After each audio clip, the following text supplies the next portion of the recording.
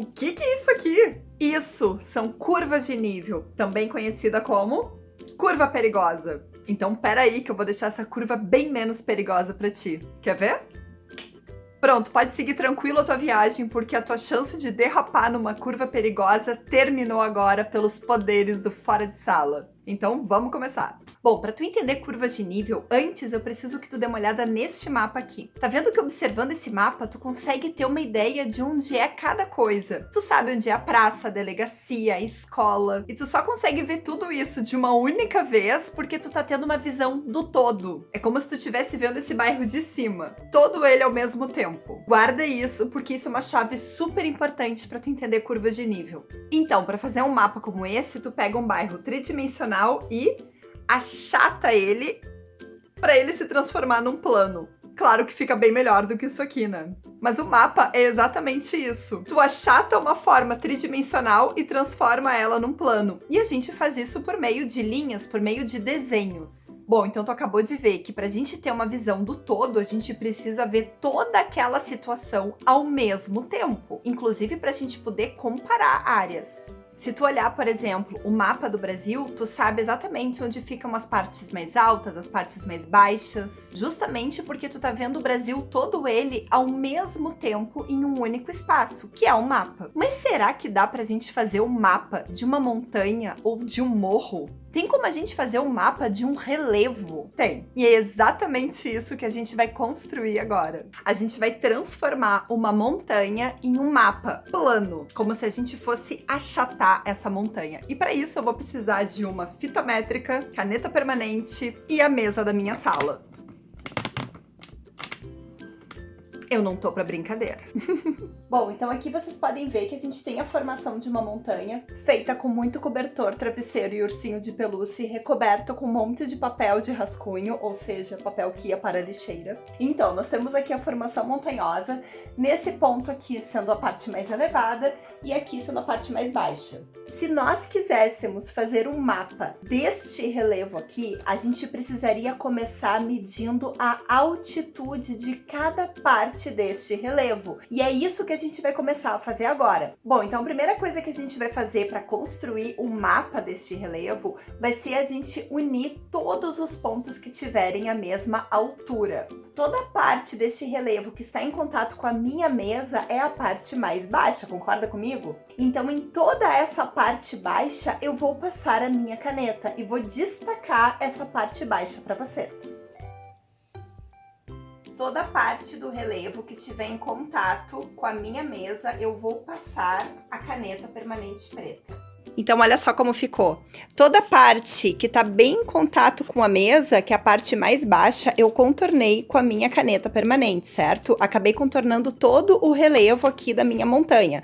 A gente vai continuar fazendo agora, só que em direção para cima. Vamos continuar. Bom, e a gente já sabe que essa parte mais baixa, ela é 0 centímetros. Sim, aqui a gente vai fazer em centímetros, porque eu não ia fazer metros e metros de montanha aqui na minha sala, né? 0 centímetros justamente porque é a minha parte mais baixa. Vocês estão vendo que essa linha, ela tá unindo todos os valores que são iguais. Todos eles valem 0 centímetros. Vamos continuar então. Agora, com a minha fita métrica, a gente vai medir um pouquinho mais alto. A gente vai medir toda ela até a altura de 10 centímetros. Então, olha só. Dessa parte mais baixa até aqui, onde eu vou marcar com a caneta, nós temos 10 centímetros de altura. Vou colocar um 10 centímetros aqui. Agora eu vou fazer o mesmo contornando toda essa montanha. Bom, então como vocês podem ver, eu marquei 10 centímetros ao redor de todo o meu relevo, olha só. E agora eu vou ligar todos esses pontinhos aqui. Vamos conectar. Todo lugar que ficou medindo 10 centímetros, eu uni todo ele com uma linha, tá vendo? Como se fosse aquela brincadeira de ligar os pontos. Só que reparem aqui, ó. Aqui na frente, eu fechei o círculo bem antes, por quê? Porque daqui, desta linha para cá, o relevo é menor do que 10 centímetros, ele é mais baixo. Então, eu fechei a linha um pouquinho mais para trás, certo? Olha como é que ficou. Nossa, tá parecendo um carro. Por exemplo, aqui nesse relevo até a bolinha amarela, nós temos 10 centímetros. A partir da bolinha amarela, pode ver que o relevo começa a cair, portanto, não vale mais 10 centímetros. E o mesmo com a bolinha azul. Até onde vai a bolinha azul? 20 centímetros. A partir dela, o relevo começa a descer e não temos mais 20 centímetros. E assim sucessivamente até chegar na bolinha preta. Bom, a próxima medida agora vai ser 20 centímetros. Então eu vou posicionar o 0 aqui embaixo e eu vou marcar o 20 em toda a minha montanha. Aliás, para todo esse trabalho que eu tô tendo, tu já te inscreveu no canal? Espero que sim, hein? Todos os pontos em que nós medimos, ou melhor, que eu medi 20 centímetros, eu juntei com uma linha. Aqui, ó, ela já acabou bem antes da de 10 centímetros. Por quê? Porque esse relevo, ele vai subindo. Então, obviamente, aqui chega a 20 centímetros. Aqui ainda não. Mas aqui a altura já é 20 centímetros. E já é menor do que a altura de 10 centímetros. Tá vendo que tá formando círculos? Agora a gente vai fazer a medida de 30 centímetros. Todo ponto da nossa montanha que tinha 30 centímetros de altura eu marquei e depois eu juntei com uma linha. Tá vendo que esse círculo aqui é bem menor do que o resto? Claro, porque essa aqui é uma parte mais alta da montanha. Isso aqui tudo é mais alto do que o final dela, então os 30 centímetros estão apenas aqui. E vamos rumo agora aos 40 centímetros. E aqui a nossa última marcação, que são os 40 centímetros, que é justamente na parte mais elevada da nossa montanha. Claro, aqui a gente tem o pico, então os 40 centímetros vão estar apenas aqui, que é a parte mais elevada, certo? O que a gente não faz pela educação, a gente até sobe em escada. Vamos lá. Bom, olhando aqui de cima, ficou meio fraca a caneta, mas acho que vocês conseguem enxergar. Tá vendo que aqui a gente tem o círculo menor, o círculo um pouquinho maior, um outro maior e aquele que contorna todo o nosso relevo que vale 0 centímetro, tá vendo? Então, pessoal, isso aqui são curvas de nível. Por que curvas de nível? Porque cada uma dessas linhas tem um nível diferente. E que nível é esse? É um nível de altura. Porque cada uma tem um nível de altura diferente, de altitude diferente, certo? Então, aqui a gente tem 40, 30, 20, 10 e 0 centímetro. Olhando de cima desta forma, isso aqui que vocês estão vendo é um mapa de uma montanha, é um mapa de um relevo. Então, se a gente fosse desenhar essa montanha em um papel, ficaria desta forma.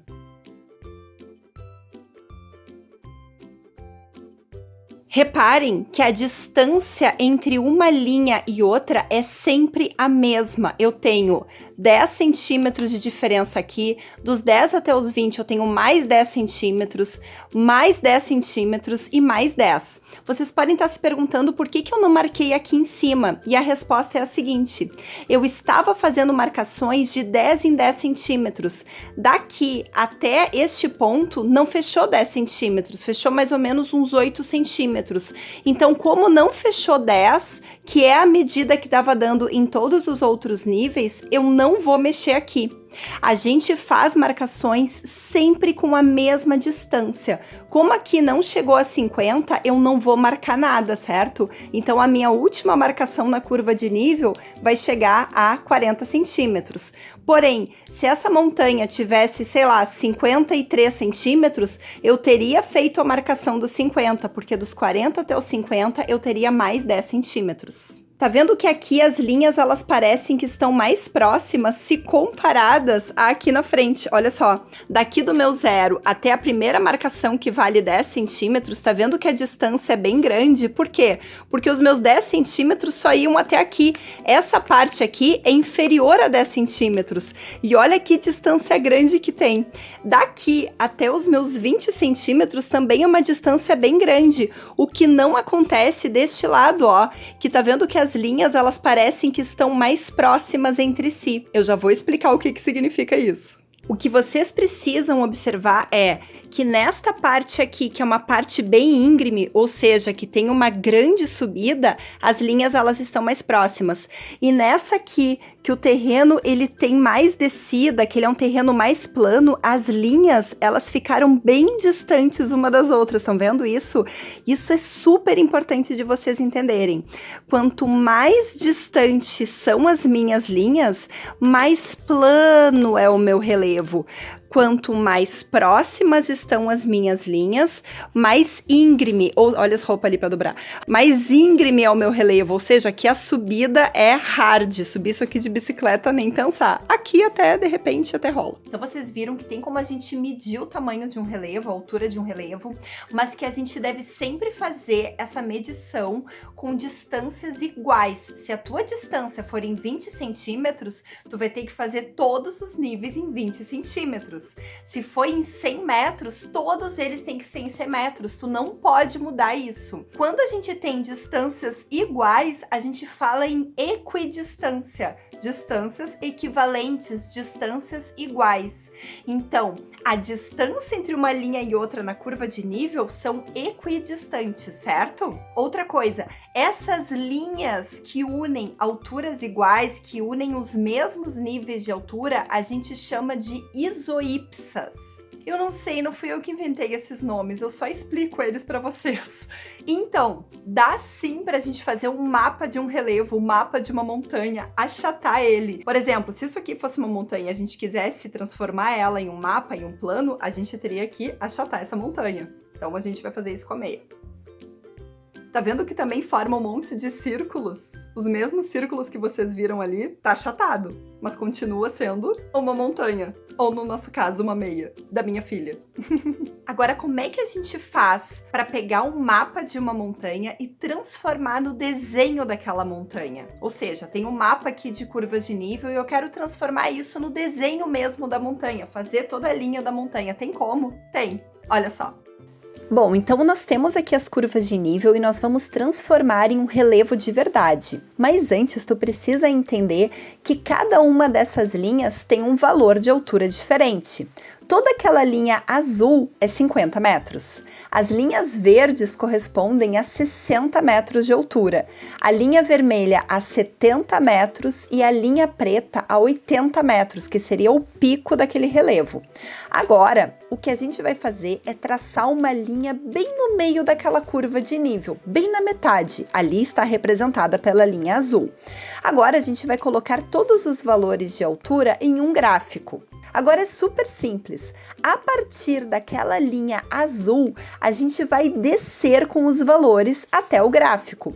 Portanto, a partir daquelas linhas azuis, nós vamos descer até o valor de 50. Por quê? Porque aquela linha ali vale 50 metros na curva de nível. Agora, a gente vai fazer com 60 metros. Mas cuidado, a gente vai descer sempre a partir daquela linha azul que está cortando o meio da curva de nível até o valor do gráfico. Eu desci ali até os 60 metros e parei.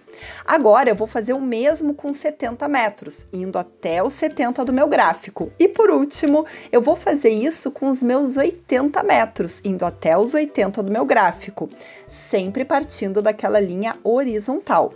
Agora é fácil, pessoal, é só unir os pontos. E olha aí que coisa linda, acabamos de fazer o relevo utilizando curvas de nível. Eu não sei vocês, mas eu acho isso surpreendente. Então, nesse exemplo, vocês viram que quanto mais perto estão aquelas linhas, né, aqueles níveis, mais íngreme é o meu terreno, ou seja, maior é a minha subida. E quanto mais distantes, mais plano é o meu relevo. Isso quer dizer que para eu sair de um nível e chegar em outro, eu vou ter que caminhar bastante. Quando as linhas estão mais próximas, eu não vou precisar caminhar muito, eu só vou morrer subindo uma ladeira, mas vou caminhar bem menos.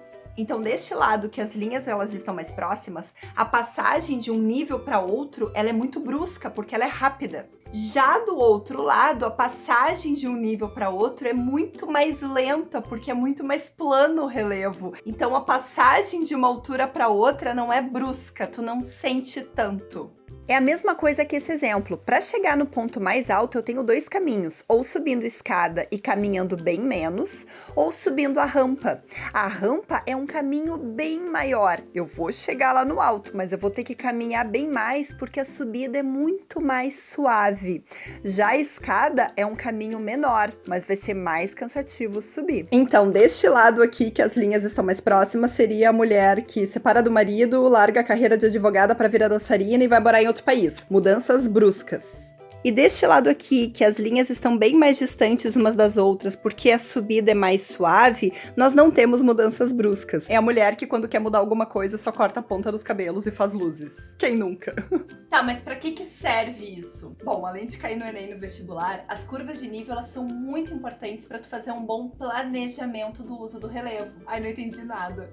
Calma. Então vamos pensar numa situação. Tu é o governante de um estado e tu quer trazer pro teu estado uma hidrelétrica. Tá lá olhando as curvas de nível do teu estado e tu percebe que tem áreas do teu estado onde as linhas elas estão bem mais próximas e, portanto, o terreno ele é bem mais íngreme, certo? Sim, coloquei um rio agora sobre o nosso relevo. Um rio que desce tanto para essa parte aqui mais aplanada e um rio que desce para essa parte aqui mais íngreme. Bom, tu como governante desse estado, tu vai precisar colocar essa hidrelétrica onde a água do rio caia com muita força. Por quê? Porque para tu ter uma hidrelétrica, a água tem que ter força para movimentar as turbinas. Se a água não tiver força, ela vai fazer só cosquinha naquelas turbinas e não vai gerar energia elétrica. Portanto, eu pergunto a vocês, qual dos dois rios a água vai descer com mais força, com mais velocidade? Será que é aqui onde o relevo é mais plano ou será que é aqui onde o relevo é mais íngreme? Tempo!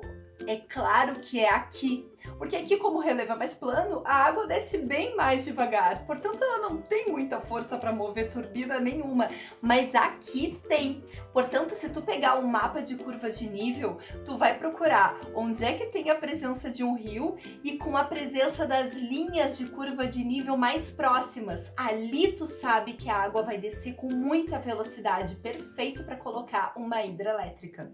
Mas digamos que tu queira construir uma casa, será que olhando uma carta com curvas de nível, tu conseguiria deduzir qual é o melhor lugar para ter essa casa? Claro que sim, porque aqui, se essa água cai com velocidade, em dia de chuva, sabe o que pode ocorrer aqui, nessa parte mais íngreme? Deslizamento. E aí não vai ser nada legal tu ter uma casa posicionada aqui. Porém, uma casa posicionada nessa região, tranquilo. Viu só? Diferente de Bhaskara e logaritmo, a geografia tem aplicação prática na tua vida. E se tu for um agricultor, também pode ser interessante olhar o mapa de curvas de nível. Vamos imaginar que tu queira mecanizar a tua agricultura, comprar trator, colheitadeira, semeadeira. Me diz uma coisa, onde é que é melhor de uma máquina andar? Será que é aqui ou será que é aqui? É meio óbvio, né? A máquina aqui vai despencar. A máquina aqui tem muito mais área de trabalho. Portanto, tu vai olhar aquela carta e tu vai ver, não, nessa parte aqui, onde as linhas estão muito próximas, não é interessante colocar uma agricultura mecanizada. Mas aqui, onde as linhas são mais distantes e o terreno é mais plano, é interessante. Ai, a geografia é linda. Esse aqui é o rio Workaholic. Só pensa em trabalho, é direto, não tem tempo pra fazer curva. Esse aqui é o rio que tem tempo pra pensar na vida, tomar um chá, meditar. É o rio Paz e Amor. Este aqui é um rio bom para navegação. Este aqui não é um rio bom para navegação. A menos que tu esteja naquele desenho do Pica-Pau, descendo as cataratas em um barril. Aí, se tu nunca viu esse desenho, é porque eu tô muito velha.